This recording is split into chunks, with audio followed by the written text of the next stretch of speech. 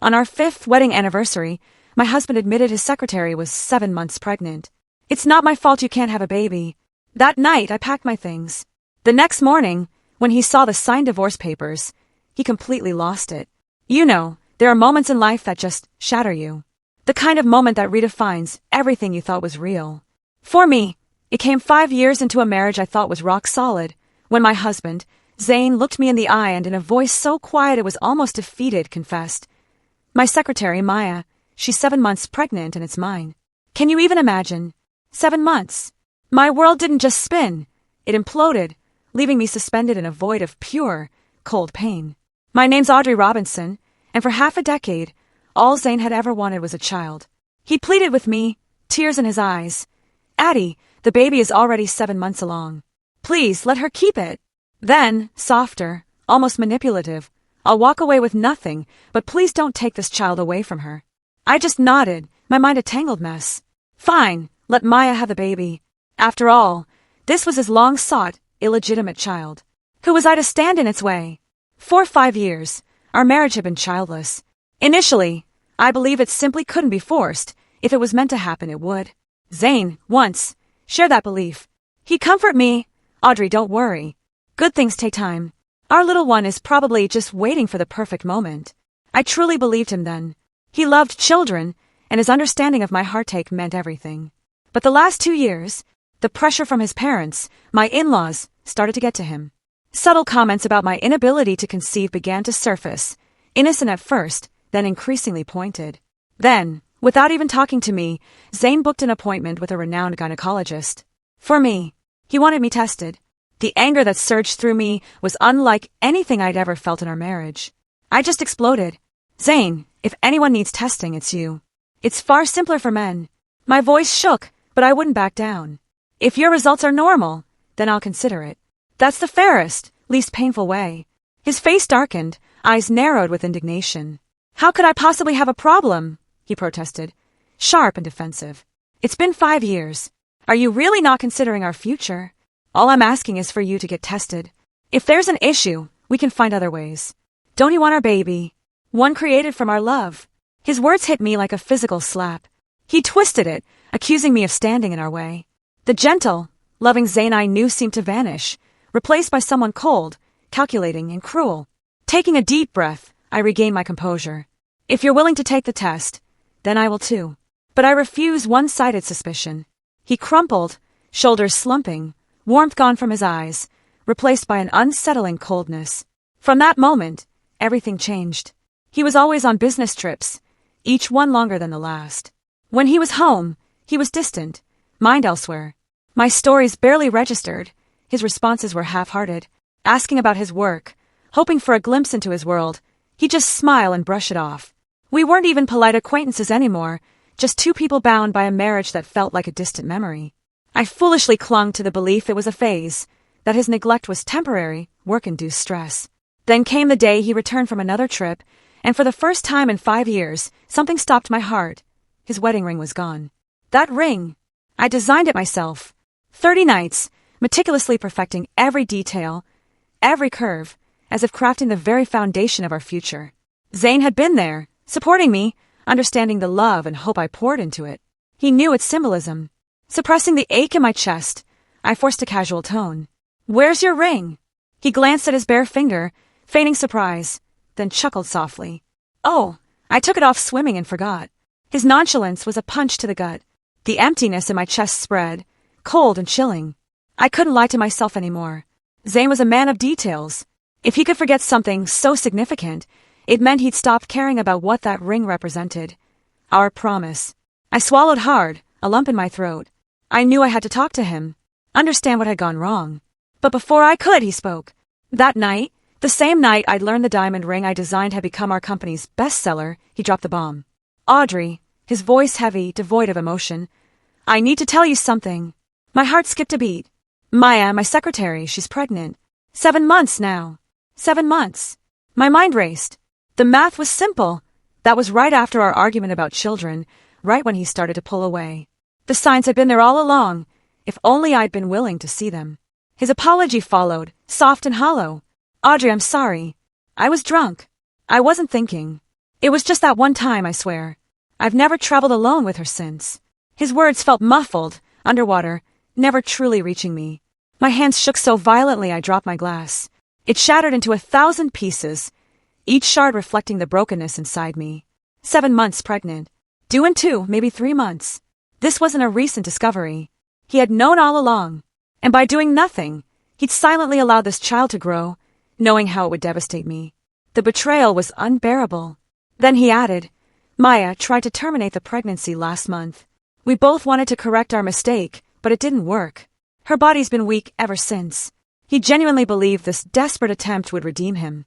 Did he really think I was so utterly devoid of self-respect that I'd accept another woman's child into my marriage? Just forgive him for everything? A failed abortion. What a pathetic lie. It was an attempt to show he tried to fix his infidelity, but the truth was, the baby was too strong. Now he was left with no choice but to face the consequences. The flood of information threatened to drown me, but I forced myself calm. So Zane, what exactly do you plan to do? My voice was steady, betraying none of the anger churning within. When he saw my lack of fury, he relaxed, thinking I was coming around. He grabbed my hand, eager, excited. Once she gives birth, we can raise the child as our own. He smiled as if offering me a gift. We'll give her money and send her far away. This way, she won't suffer anymore. Doesn't that sound good? My nails dug into my palms, the sharp sting barely enough to keep me from laughing at the sheer absurdity. My eyes burned with unshed tears. Zane, you knew all along how much I struggled with infertility, the heartbreak each month. And yet, when you accused me of being selfish for not bearing children, it was because I couldn't. You knew all of this, and still you chose to betray me, to put another woman's child into our marriage? How ridiculous. How utterly pathetic. I stared at him. Zane, how did you become this person? Or perhaps I never truly saw you for who you were. We'd been together 8 years, since university. He was the shy student council president, I the head of etiquette. We were the perfect couple, the envy of our friends. He'd grown passionate, devoted. Our friends, even my hard-to-impress father, said we were soulmates, the epitome of love. I believed them. But now he expected me to accept the product of his infidelity, telling me it was for my own good. Zane, when you wear a mask for too long, taking it off will tear your skin. Seeing you in this pathetic state now, it's nothing short of disgusting. There was no way in hell I would accept this. No forgiveness. Not for him.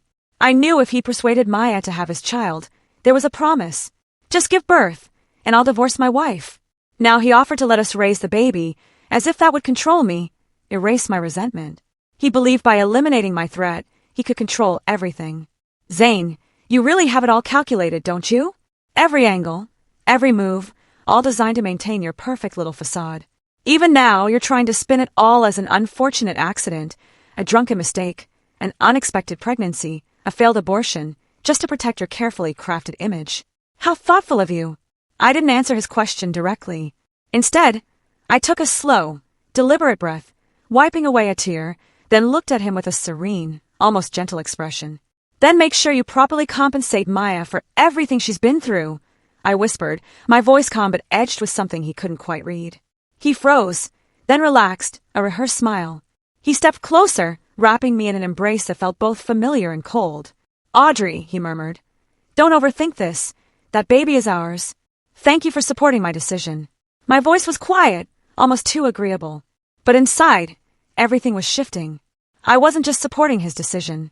I was quietly plotting my own. A few days later, I arranged a full medical examination for myself, keeping it secret. A week later, the results came back. Perfectly normal. No infertility, no issues with conception. Relief washed over me, quickly overshadowed by a heavy realization. There was a very high chance the child in Maya's womb wasn't Zane's at all. 5 years of marriage, no child. They succeeded on the very first try.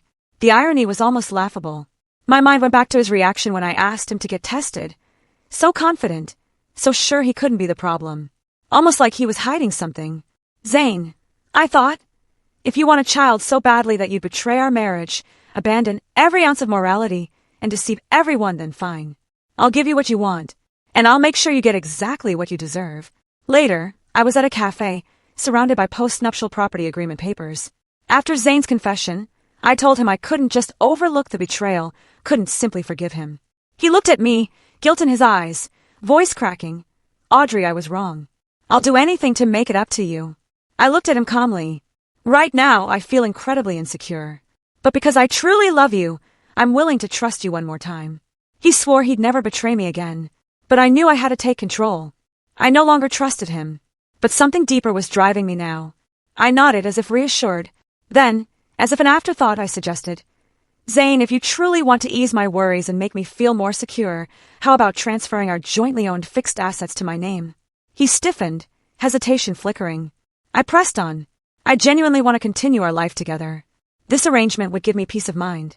If I wanted to leave, I'd just file for divorce.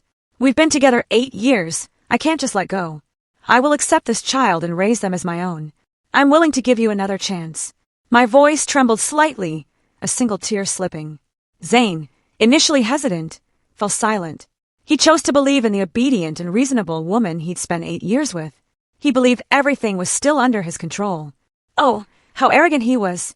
A week later, Zane transferred all our marital fixed assets into my name, notarized and official. Guilt, yes, but mostly fear. Fear that I'd realize I might be cast aside and do something drastic. He tried to placate me, so when Maya showed up at the cafe that day, I deliberately left the notarized documents in plain sight. I wanted her to see them. She sat across from me, her face tightening when her eyes landed on the papers. Zane gave you all the properties, she asked, barely concealed anger in her tone. I smiled, calm, amused. It's just some compensation, that's all. Why are you here, Maya? She ran her heavily adorned fingers over her round belly. When she saw how unbothered I was, disappointment flickered. She deflated, her confident air slipping. Finally, she spoke. Sister, I came here today to apologize to you. I raised an eyebrow. Too calculated. I've been pregnant with Zane's child for 7 months now, she said, timidly, still caressing her belly provocatively. I calmly sipped my coffee. He already told me. Since you're 7 months along, focus on taking care of yourself. I let the silence stretch. If it's a Robinson child, I'm sure Zane's parents will be very welcoming. I emphasized those words. Maya stiffened, her knuckles whitening. Of course, it's Zane's child. What else would it be? She replied, a tremor of uncertainty beneath her firm words. She sounded so certain, yet I knew the truth. She must have assumed there was no doubt. How unfortunate for her that Zane turned out to be so unreliable. Not long after, my friend Elise messaged me. She worked at headquarters, and I'd asked her to look into Zane's subsidiary. After discreet digging, she uncovered something that made my blood run cold. 8 months ago, Maya had a boyfriend. Many people had seen him picking her up. Then they broke up. Not long after, Maya resigned, citing personal reasons. Whispers spread. She was pregnant. Everyone assumed it was Zane's. Elise, perceptive, hesitated. Audrey, why are you looking into this? A wife investigating her husband's pregnant former secretary? The reason was obvious. Seeing my heaviness, Elise sighed. Audrey, if you need anything at all, just tell me. Her words were a lifeline. Thank you, Elise, I said, my voice soft. I do need your help. Can you find out more about Maya's ex-boyfriend? One morning, after a product development meeting, I felt unwell and left early. As I approached my apartment, I heard it, raised voices. An argument. You actually put all the properties under Audrey's name? Maya's voice was high-pitched, shrill. Then what will I have left after marrying you? Zane was silent. A faint smirk tugged at my lips. My carefully planted information had worked. She was upset about the prenup. Come on, Maya, Zane's voice frustrated. It's just some houses. I have other assets. A loud crash echoed, porcelain shattering. Then Maya's bitter, mocking laugh. What do you think, Zane? I've been suffering through pregnancy for 10 months, and I get nothing, while that woman does absolutely nothing and walks away with a dozen properties under your name. You think I'm an idiot? I pressed my hand to my lips, barely suppressing a laugh. For someone I thought a master manipulator, Maya was surprisingly impatient. She had leverage, still had the upper hand, but was throwing it all away in a fit of rage. Childish. The argument escalated, her sobs filling the hall. Then I heard something that made my eyebrows shoot up. I'll abort this baby right now. Maya's voice trembled. I'll make sure you never have children again. My breath caught. Oh, she should never have crossed that line. If there was one thing Zane valued, it was having a child. Silence. Then slap. A sharp crack rang through the room. The sound of a struggle, a bookshelf scraping. Then, abrupt silence. Maya's cries stopped. My heart pounded. Enough, Maya. Zane's voice, cold as ice. If you dare get rid of this child, I will make sure your entire family suffers the consequences." She didn't utter another word. She knew he had the power. After that day, Zane's behavior toward me shifted. He came home on time, avoided trips, even gave me gifts again. I noticed, of course, but played along, feigning cooperation. I knew he'd planned to divorce me after the baby was born, marry Maya. But Maya's breakdown, coupled with my understanding, made him reconsider. He was realizing the easy solution wasn't the best. His shift meant he was genuinely planning to take the child, pay Maya off, and cut ties. But that wasn't enough for me. This outcome, though in my favor, wasn't the ending I desired. Not even close. As Maya's due date neared, I encouraged Zane to visit her. Not because I accepted the child, no. I wanted him to invest his emotions, to bind himself to this baby, so when everything fell apart, his disappointment would be crushing. To my surprise, he was reluctant. No interest in visiting her. His indifference spoke volumes. "Darling," I said one evening, placing my hand gently over his. "Maya's child is our child, too." He frowned, but I continued. "If I visit, she might feel uncomfortable. Our relationship is complicated. You're the only one who can step up. You should spend more time with them. It'll help you bond with the baby before he comes home to us." He hesitated, then softened, pulling me into his arms. "You're still as understanding as ever," he murmured, sorrow in his voice. "If only we could have a child of our own, that would be wonderful." Deep regret, but it only highlighted the gap between us. Leaning against his shoulder, my expression darkened. "Zane," I thought, "I should thank the heavens for revealing your true nature. If I ever had a child with someone like you, it would be the greatest stain on my life." At 39 weeks, Maya gave birth to a healthy baby boy. Inside the hospital room, Zane's parents' joyful chatter drowned out the newborn's cries. Their excitement spilled into the hallway where I stood, leaning against the cold wall, my face calm. They knew all along. They'd conspired, and now they celebrated. I remembered my wedding day, kneeling before them, offering tea. Zane's mother had cried, her voice trembling. Now her joy echoed. Had it all been a performance? Everyone, including me, thought I had a near-perfect marriage, a devoted husband, loving in-laws. What a cruel joke! Pushing those thoughts aside, I knocked and stepped in, placing soup on the table. Maya's voice stopped me. "Mom, Dad, could you step out? I have something to discuss with Audrey." Zane's parents hesitated, worry in their eyes, then left. They were afraid something might happen if we were alone. A bitter taste filled my mouth. As the door clicked shut, Maya's gentle demeanor vanished, replaced by a cold, triumphant glare. "Audrey, you've already lost. Mom and Dad just told me they're ready to have Zane file for divorce. Did you really think he was going to take the child and raise it as yours? That was just a temporary excuse to pacify you. Now that the baby is safely born, you're no longer needed. Enjoy your last days as Mrs. Robinson." She spoke like a victor, but her taunts barely stirred me. I calmly ladled soup. The steam still curled upwards. I glanced at Maya. Her complexion was dull, shallow. Childbirth had aged her significantly. She was 3 years younger than me, but now looked 5 years older. I didn't argue. My gaze shifted to the baby. His skin was noticeably darker. Unnaturally so. Zane was fair, Maya pale. This baby, if he got any darker, might as well be from an entirely different lineage. I arched a brow, then smirked. "Oh, Maya, I hope you're not getting ahead of yourself. Brag all you want after you actually set foot in the Robinson household. Otherwise, you're just working hard to prepare my victory gown for me." My words struck a nerve.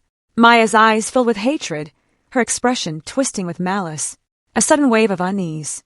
Her fingers tightened around the baby's tiny arm. A sharp pinch. Red marks bloomed. The baby's cries filled the room. On cue, Zane's parents burst back in, panic-stricken. Before I could process it, Maya's voice rang out, shaken, distressed, dripping with accusation. "Mom, Dad, you have to stand up for us. Audrey said she wanted to see the baby, but the moment I looked away, she pinched him.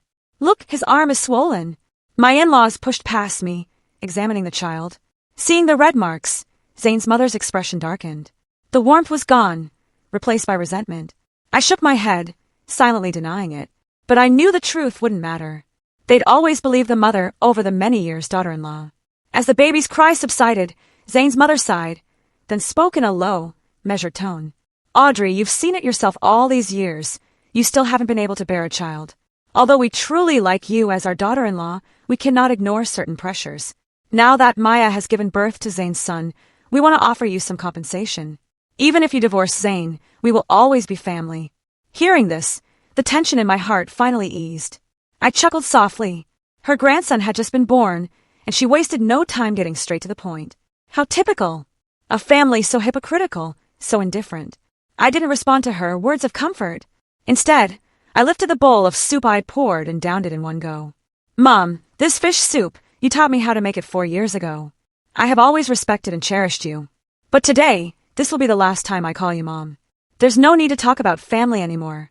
Goodbye. A week later, Zane came to me with the divorce papers, sooner than I expected. I deliberately provoked Maya, intending to pressure her into pushing Zane for a quick divorce. I needed him to feel the deepest guilt when negotiating, ensuring maximum assets. Otherwise, with his growing frustration towards Maya, I feared he might keep the baby but discard the mother. Fortunately, Maya and Zane's parents didn't disappoint. I looked up at Zane, my face wearing the same gentle smile. But he looked utterly exhausted, his hair unkempt, dark circles beneath his gold-rimmed glasses. He clutched the papers, his gaze shifting between the document and me, conflicted. After a long silence, he finally spoke. Audrey, I'm sorry. I swear I never wanted to divorce you, but I had no choice. Maya is threatening me with a baby. My parents are siding with her, pressuring me endlessly, so I had no other option. He slowly pushed the agreement towards me. I lowered my gaze to the asset division. Since we'd already notarized the properties in my name, there was no dispute there. 15 properties, 7 luxury cars. For his savings and company shares, he'd written an 80-20th split. 80% to me, 20% to him. That genuinely surprised me. My lawyer had said at-fault spouses usually got 10 to 20% less. I'd planned to fight for 70%. This saved me the trouble. As I picked up the pen to sign, Zane grabbed my hand. His eyes glistened. Audrey, I know you've suffered. I truly thought everything would go as I planned, but Maya has been threatening me every day. She says if we don't divorce, she'll jump off a building with the baby. I had no choice regarding the financial compensation. Don't worry, I will transfer everything to your name immediately. And in the future, if you don't have children of your own, you can treat our son as yours. Disgust surged through me. I withdrew my hand, my expression cold. There's no need for that, Mr. Robinson. From now on, take care of yourself.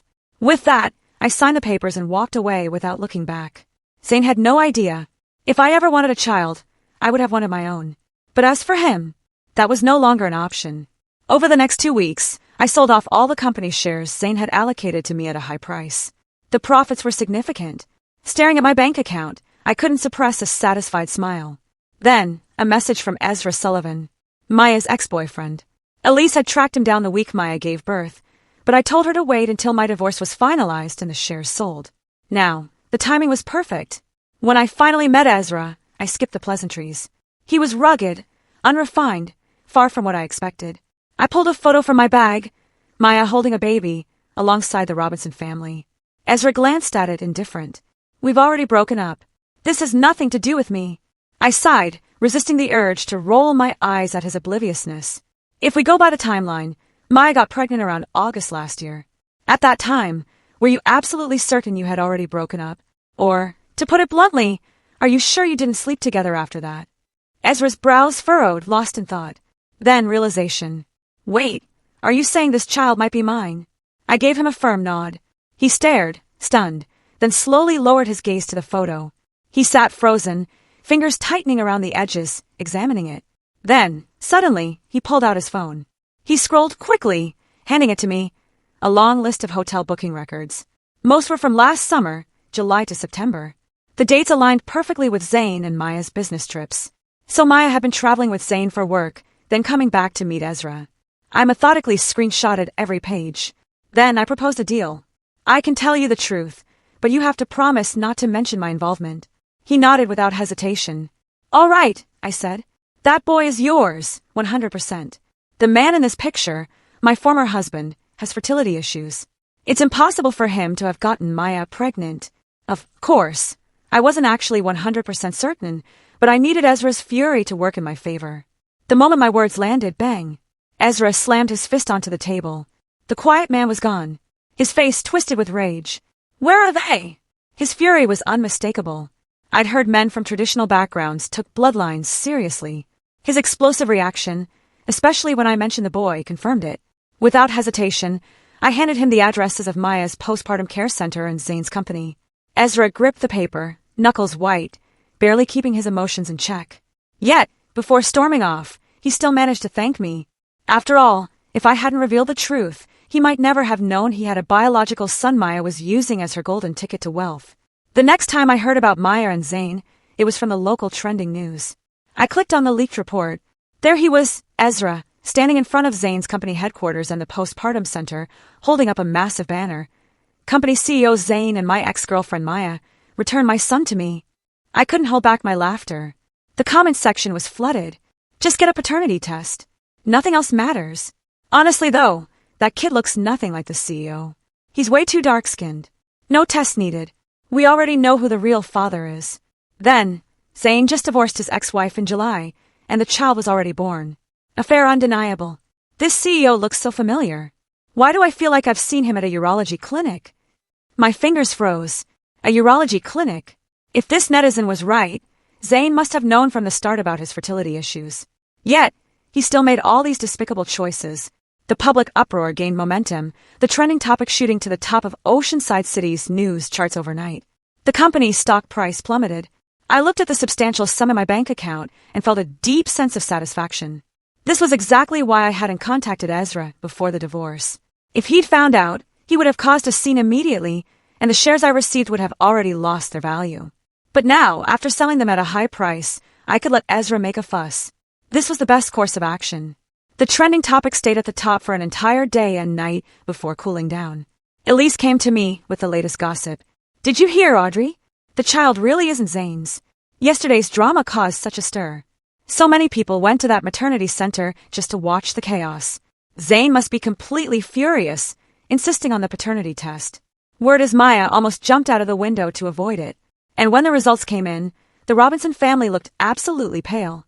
Elise pulled out her phone, opening a group chat. Dozens of videos. One, 20 minutes long, showed a disheveled Maya, in a hospital gown, kneeling and grabbing Zane's sleeve, begging him not to do the test in public. Zane kicked her away, even stepping on her stomach a few times, eyes bloodshot, insulting her with the foulest language. His parents stood by, silently wiping tears. 5 minutes later, Maya rushed toward the window, trying to jump from the 8th floor. Onlookers stopped her, but she kept shouting, "You useless man. No wonder you and Audrey couldn't have a child after 5 years. You blame me for cheating, but you're the one who's broken. Pathetic. Which woman would ever have a child with you, Zane? You'll never have heirs in this life." Elise laughed uncontrollably. There's another video where Zane receives the paternity test results. He held the report, face grim, then tore it to shreds, furiously punching the hospital wall until his hand bled. Meanwhile, Maya, sitting nearby, looked like a woman in her 40s or 50s. Her eyes vacant, skin a dull yellow. In her early 20s, her face had already begun to sag beyond recognition. She stared blankly out the window, completely indifferent to the noisy crowd. Elise snickered. Now Zane's been cuckolded, his reputation in ruins. Double trouble for him. Maya's dreams of entering high society are shattered. And now everyone's mocking her. Hilarious. Seeing this, I couldn't help but feel a sense of joy. In just a few months, I had gone from being betrayed and discarded to holding the majority of the Robinson family's assets. And I'd also gotten rid of a husband who was nothing but a useless, infertile man. With that thought, I smiled and put my arm around Elise. Come on, sis. Let's go on a trip to Northern Europe to celebrate. After all, the money I had now was enough for several lifetimes of spending. By the time Elise and I returned from our trip, Oceanside City had already entered its second spring. Those wild days in Northern Europe had finally allowed me to unwind, to release the tension I had been carrying. Looking back, I still shuddered at how vulnerable I'd been, facing the schemes of the Robinson family and Maya alone. One wrong move could have trapped me in an endless quagmire. But thankfully, I held my ground. So much had happened in Oceanside City during the 5 months we were away. Zane, caught up in his affair before the divorce, was fired from his job for mishandling personal matters. The scandal destroyed his career, and he was completely blacklisted. In his fury, Zane directed all his anger at Maya. Neighbors reported seeing Maya battered and bruised, going out for groceries, and late into the night, sounds of domestic violence echoed from their home. During our trip, I'd even received a call from Zane's mother. Her voice was trembling, full of tears, pleading for money. She told me Zane couldn't handle the blow, was drinking and wandering aimlessly, and had recently been diagnosed with a difficult-to-treat illness. Maya, too, had suffered a mental breakdown and was admitted to a psychiatric hospital. Both needed money for treatment, but the Robinson family was drained. I listened, offered short answers, and ended the call. To be honest, by then, I had no sympathy. Instead, I found a strange sense of satisfaction in their misery, almost like entertainment. Zane and Maya's fate was what they deserved. Whatever they went through next, I no longer cared. I would only focus on myself. In the following days, I turned my attention to designing my new quarterly collection, a starry-themed ring for single women. When I was married, my designs focused on wedding bands. But now that I was divorced, my focus had shifted. This change in my identity brought new thoughts and inspirations. I wanted to encourage other women facing difficulties in marriage or relationships to be brave and embrace their independence. A single woman's ring is a great idea, someone said in a meeting. But why the star theme? Stars always accompany the moon. It doesn't seem to reflect independence. I almost found myself at a loss for words. But then, I remember the sky full of stars I'd seen in Northern Europe. Actually, I said, most stars are independent celestial bodies, shining with their own light. They don't rely on the moon to exist. Just like you and me, we are independent individuals. We don't need to rely on anyone or any relationship to define our existence. The room fell silent. I saw faces shift from doubt to curiosity. I see what you're saying now, a senior designer leaned forward. It's not just about the star design. It's about empowerment. It's about showing women that they can shine on their own. Encouraged, I continued, my voice steady and confident. Exactly. This ring isn't just a piece of jewelry. It's a symbol for every woman who has walked away from a relationship that didn't serve her. For every woman who has chosen herself over societal expectations. This ring will be a reminder that she is enough on her own. The others nodded, notes being taken, glances exchanged. The idea was finally taking hold. The theme wasn't just a design, it was a message, something from my own journey, my own transformation. The rest of the meeting flowed, smoothly. Walking out, I felt a sense of accomplishment. It wasn't just about designs anymore. It was about creating something meaningful. For the first time in a long while, I felt truly on the right path. I'd started this journey unsure of myself, unsure of my future. But now, with each step, I was becoming the woman I had always wanted to be, strong, independent, and unapologetically myself. And that, I realized, was the greatest design of all. What do you think? Have you ever faced a betrayal that forced you to find strength you didn't know you had? Share your thoughts below. I'd really love to hear from you.